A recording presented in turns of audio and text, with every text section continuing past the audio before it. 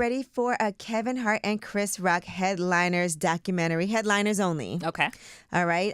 It's the first of its kind. It was a joint comedy tour that they did in July of 2022. And they said they're going to give audiences a behind-the-scenes glimpse into the lives of the two comedy titans. Here's the trailer. This is a story about two separate journeys, but somehow align and end up at the same intersection at the top. I said, why don't we do something together? What do you think about doing New York?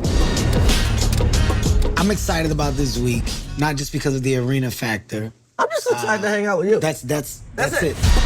All right, so Headliners Only is going to be December 12th on Netflix. It looks good. If we still have Netflix, because Netflix is yet again raising their prices. Oh. They're going to be rolling out price increases for some consumers in the U.S., in the U.K., and in France. It starts on Wednesday. So in the U.S., the basic plan, which is the lowest tier, will increase from $9.99 to $11.99. Okay. And the premium plan, which means Ultra HD on supported devices, and you can download on 6 supported devices at a time, that will go from $19.99 to $22.99. And the plan with ads will remain the same. So $6.99 and $15.49 with ads. I feel like they keep going up. All the time. Enough already. Yes, please.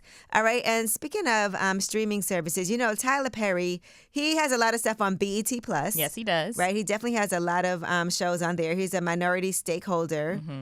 In the network and also helped launch BET Plus. He did, yeah. He has Sisters, The Oval, he has Ruthless, and he also did bid to purchase BET. He did. But he was doing an interview, he was talking to Bloomberg, and in that interview, he said that he was disappointed in the negotiations for purchasing BET. Okay. And he thought the way it happened was disrespectful in a lot of ways.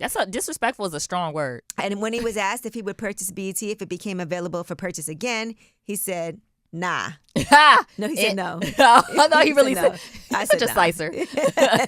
So I don't know what's disrespectful about it. Yeah, but I want, tell me more, Mr. Right. Perry. because that was a lot of money on the line. It Remember was. Byron Allen was trying to buy it. Everybody Diddy was was. trying to buy it. Yeah. Everybody was lining up. I kind of feel like, I know it's not like this all the time in business, but because he's given so much to BT Plus and has a deal with them and has given so much They content. should have given some preference. I feel like he should have first right of refusal. First right of refusal. Yes. Like, can you come? But they wanted way too much money, Yeah. and I think they overvalued it. Yeah. All right, now let's talk about this Complex article. They did a whole thing on Hype Williams. Okay.